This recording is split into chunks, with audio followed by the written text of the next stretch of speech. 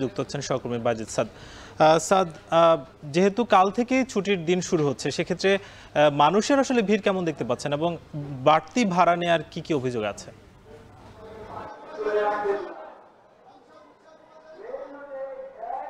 আমি আপনার প্রশ্নটি ঠিক শুনতে পাইনি, তবে গাবতলী বাস টার্মিনালের সবশেষ পরিস্থিতি আপনাকে আমি জানাতে চাই। সেটি হচ্ছে, যেহেতু আর কয়েকদিন পরেই ঈদ, আজ শেষ কর্মদিবস ছিল এবং এরপরেই কিন্তু গাবতলী বাস টার্মিনালে যাত্রীদের ভিড় নেমেছে। অর্থাৎ ঘরমুখ মানুষ যারা রয়েছে, যারা ঈদে তাদের পরিবারের সঙ্গে ঈদ আনন্দ ভাগাভাগি করতে চান, ভাগাভাগি করে নিতে চান, ঠিক সেই মানুষগুলোর কিন্তু একেবারে ভিড় জমে গেছে গাবতলী বাস টার্মিনালে। আজকে সকাল থেকে আমরা দেখাচ্ছিলাম, তবে সকাল থেকে দুপুর পর্যন্ত অভাবে ভিড় না থাকলেও এই মুহূর্তে কিন্তু বেশ ভিড় লক্ষ্য করা যাচ্ছে। যাত্রীরা যেমনটি বলছেন যে তারা এসে বাস ঠিকই পেয়ে যাচ্ছেন, তবে তাদের কাছ থেকে কিছুটা ভাড়া বেশি নেওয়ার অভিযোগ কিন্তু তারা করছেন। অন্যদিকে আমরা যারা কাউন্টারে রয়েছেন, যারা বাস কর্তৃপক্ষ রয়েছেন, তাদের সঙ্গে আমরা কথা বলেছি। তারা যেমনটি বলছেন যে আসলে সেভাবে তারা যাত্রী পাচ্ছেন না এবং যে কারণে কিন্তু বাস ছাড়ার যে নির্ধারিত সময় তার থেকে কমপক্ষে 1 ঘন্টা বা আধা ঘন্টা এই গ্যাপ রেখে কিন্তু বাসগুলো ছাড়া হচ্ছে, এরকম একটি অভিযোগ কিন্তু আমরা পেয়েছি এবং বাড়তি ভাড়ারও অভিযোগ আমরা পেয়েছি। আমরা এখানে আসার পরে দেখেছি এখানে পুলিশ কন্ট্রোল রুম রয়েছে, র্যাবের কন্ট্রোল রুম রয়েছে, ট্রাফিক কন্ট্রোল রুম রয়েছে, যেখান থেকে কিন্তু সার্বক্ষণিক পর্যবেক্ষণ করা হচ্ছে এবং এখানে মাইকে কিছুক্ষণ পরপরই ঘোষণা দেওয়া হচ্ছে যাতে করে বাসগুলো রাস্তায় দাঁড়িয়ে না থাকে এবং যাতে করে যানজট সৃষ্টি না হয়, সেটিও কিন্তু তারা খেয়াল রাখছেন। অন্যদিকে বারবার তারা মাইকিং করে বলছেন যে বাড়তি ভাড়া যেন কেউ না রাখে, তাহলে কিন্তু তাদের বিরুদ্ধে ব্যবস্থা গ্রহণ করা হবে।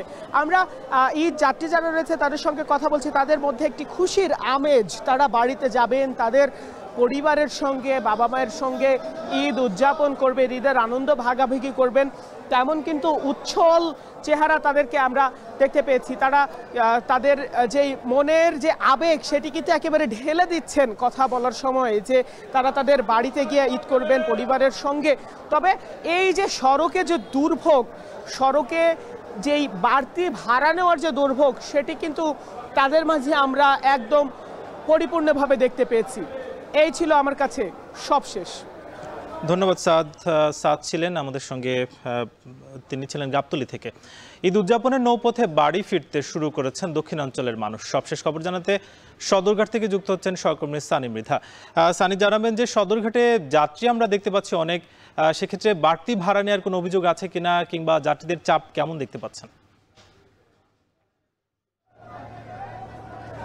সাকিব, আপনাকে বলে রাখি যে আজ থেকে অর্থাৎ আগামীকাল সরকারি ছুটি, সেক্ষেত্রে কিন্তু আজকে অনেকেই অফিস শেষ করে ঈদ উদযাপন করতে পরিবার পরিজনকে নিয়ে কিন্তু অনেকেই আজকে বাড়ি যাচ্ছেন। সেই ধারাবাহিকতায় কিন্তু নৌপথেও যাত্রীরা যাচ্ছেন। তবে স্বাভাবিকভাবে যে চিত্র আমরা বিগত সময়গুলোতে দেখে আসছি, বিশেষ করে পদ্মা সেতু উদ্বোধনের আগে যেসব চিত্র আমরা দেখে আসতাম, সে ধরনের চিত্র আসলে খুব একটা নেই। স্বাভাবিকের তুলনায় যাত্রী কিছুটা বাড়লো, তবে সেটা স্বাভাবিক রয়েছে। অর্থাৎ ঈদে আগে যেরকম উপচে পড়া ভিড় থাকতো, পা ফেলার জায়গা হতো না, সেই জায়গা থেকে কিন্তু কিছুটা কম আমরা এখানে এসে লক্ষ্য করতে পেরেছি।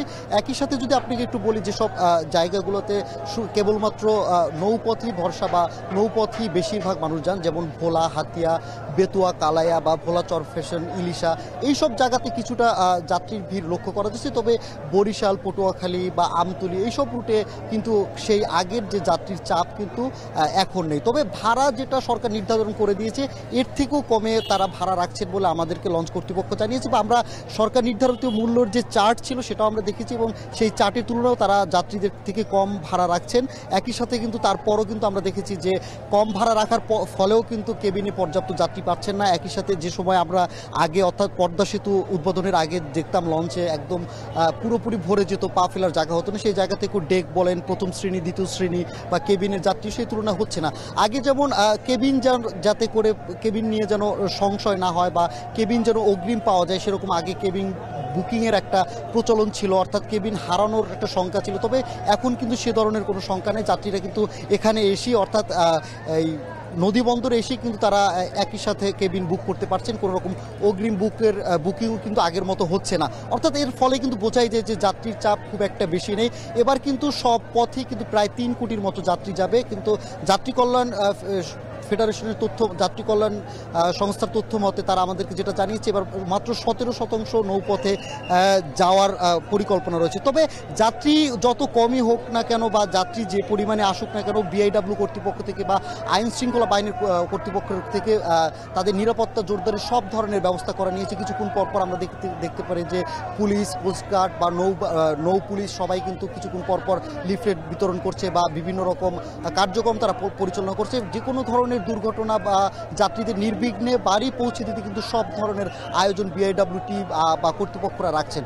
তো সাকিব, নদীপথে ঈদে ফেরা যাত্রীদের সবশেষ এই ছিল আমার কাছে। ধন্যবাদ সানি। মৃধা আমাদের সঙ্গে যুক্ত ছিলেন, জানাচ্ছিলেন সদরঘাটে যে যাত্রীর চাপ সেই খবর।